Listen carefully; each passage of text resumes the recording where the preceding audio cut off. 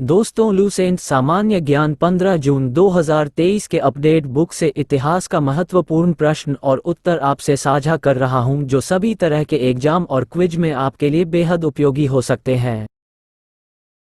जिनका page number 24 है। सेन वंश का प्रथम स्वतंत्र शासक विजय सेन था, जो शैव धर्म का अनुयायी था। दान सागर एवं अद्भुत सागर नामक ग्रंथ की रचना सेन शासक बल्लाल सेन ने की थी। अद्भुत सागर को लक्ष्मण सेन ने पूर्ण रूप दिया था। लक्ष्मण सेन की राज्यसभा में गीत गोविंद के लेखक जयदेव, पवनदूत के लेखक धोई एवं ब्राह्मण सर्वस्व के लेखक हलायुध रहते थे। हलायुध लक्ष्मण सेन का प्रधान न्यायाधीश एवं मुख्यमंत्री था। विजय सेन ने देवपाड़ा में प्रद्युम्नेश्वर मंदिर, शिव की विशाल मंदिर, की स्थापना की। सेन राजवंश प्रथम राजवंश था, जिसने अपना अभिलेख सर्वप्रथम हिंदी में उत्कीर्ण करवाया। लक्ष्मण सेन बंगाल का अंतिम हिंदू शासक था। कश्मीर के राजवंश। कश्मीर पर शासन करने वाले शासक वंश कालक्रम से इस प्रकार थे: कारकोट वंश, उत्पल वंश, लोहार वंश। 627 ईस्वी में दुर्लभ वर्धन नामक व्यक्ति ने कश्मीर में कारकोट वंश, हिंदू वंश, की स्थापना की थी। हवेनसांग ने उसके शासनकाल में कश्मीर की यात्रा की। कारकोट वंश का सबसे शक्तिशाली राजा ललितादित्य मुक्तापीड था। कश्मीर का मारतंड मंदिर का निर्माण ललितादित्य मुक्तापीड के द्वारा करवाया गया था। कारकोट वंश के बाद कश्मीर पर उत्पल वंश का शासन हुआ। इस वंश का संस्थापक अवंतीवर्मन था। अवंतीपुर नामक नगर की स्थापना अवंतीवर्मन ने की थी। अवंतीवर्मन के अभियंता सुयर ने सिंचाई के लिए नहरों का निर्माण करवाया। 980 ईस्वी में उत्पल वंश की रानी दिद्दा एक महत्वाकांक्षिणी शासिका हुई। उत्पल वंश के बाद कश्मीर पर लोहार वंश का शासन हुआ। लोहार वंश का संस्थापक संग्रामराज था। संग्रामराज के बाद अनंत राजा हुआ। इसकी पत्नी सूर्यमती ने प्रशासन को सुधारने में उसकी सहायता की। लोहार वंश का शासक हर्ष विद्वान, कवि तथा कई भाषाओं का ज्ञाता था। कल्हण हर्ष का आश्रित कवि था। जयसिंह लोहार वंश का अंतिम शासक था, जिसने 1128 ईस्वी से 1155 ईस्वी तक शासन किया।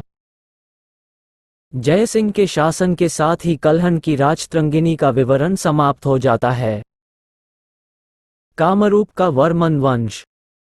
4वीं शताब्दी के मध्य कामरूप में वर्मन वंश का उदय हुआ। इस वंश की प्रतिष्ठा का संस्थापक पुष्यवर्मन था। इसकी राजधानी प्रागज्योतिष नामक स्थान पर थी। कालांतर में कामरूप पाल साम्राज्य का एक अंग बन गया। 26 राजपूत राजवंशों की उत्पत्ति। गुर्जर प्रतिहार वंश। मालवा का शासक नागभट्ट प्रथम गुर्जर प्रतिहार वंश का संस्थापक था। नागभट्ट II को राष्ट्रकूट सम्राट गोविंद III ने हराया था। प्रतिहार वंश का सर्वाधिक शक्तिशाली व प्रतापी राजा मिहिरभोज था। इसने अपनी राजधानी कन्नौज में बनाई थी। वह विष्णु भक्त था। उसने विष्णु के सम्मान में आदि वराह की उपाधि ग्रहण की। राजशेखर प्रतिहार शासक महेंद्रपाल के दरबार में रहते थे। इस वंश का अंतिम राजा यशपाल 1036 ईस्वी था। दिल्ली नगर की स्थापना तोमर नरेश अनंगपाल ने 11वीं सदी के मध्य में की। गहरवाल राठौर राजवंश। गहरवाल वंश का संस्थापक चंद्रदेव था। इसकी राजधानी वाराणसी थी। इस वंश का सर्वाधिक शक्तिशाली राजा गोविंद चंद्र था। इसका मंत्री लक्ष्मीधर शास्त्रों का प्रकांड पंडित था, जिसने कृत्यकल्पतरु नामक ग्रंथ लिखा था। गोविंद चंद्र की एक रानी कुमारदेवी ने सारनाथ में धर्मचक्र जिन विहार बनवाए। पृथ्वीराज III ने स्वयंवर से जयचंद की पुत्री सयोगिता का अपहरण कर लिया था। इस वंश का अंतिम शासक जयचंद था, जिसे गोरी ने 1194 ईस्वी के चंदावर युद्ध में मार डाला। चाहमान या चौहान वंश। चौहान वंश का संस्थापक वासुदेव था। इस वंश की प्रारंभिक राजधानी अहिच्छत्र थी।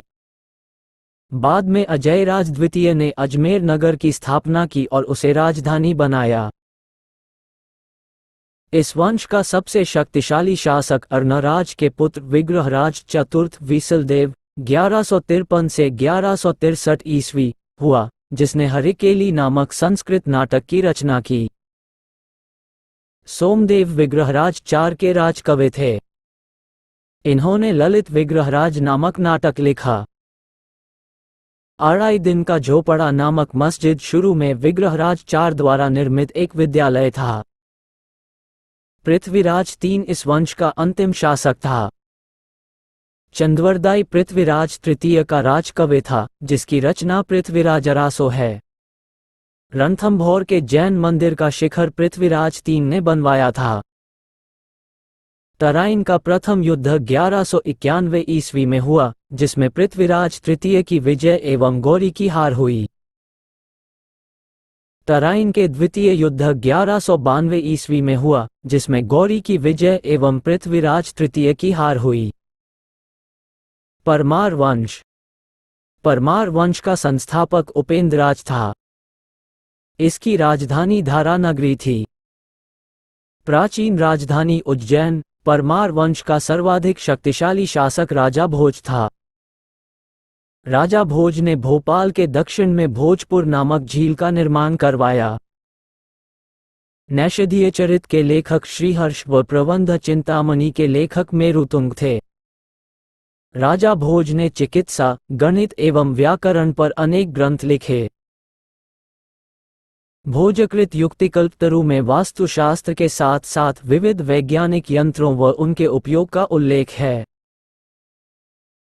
नवसासांकचरित के रचयिता पद्मगुप्त, दशरूपक के रचयिता धनंजय, धनिक, हलायुध एवं अमितगति जैसे विद्वान वाक्यपति मुंज के दरबार में रहते थे।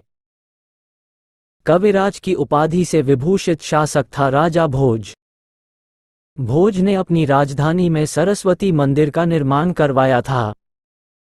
इस मंदिर के परिसर में संस्कृत विद्यालय भी खोला गया था। राजा भोज के शासनकाल में धारा नगरी विद्या व विद्वानों का प्रमुख केंद्र थी।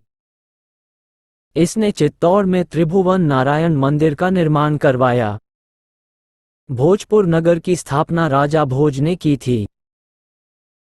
परमार वंश के बाद तोमर वंश का, उसके बाद चाहमान वंश का और अंततः 1297 ईस्वी में अलाउद्दीन खिलजी के सेनापति नसरत खां और उलुग खां ने मालवा पर अधिकार कर लिया।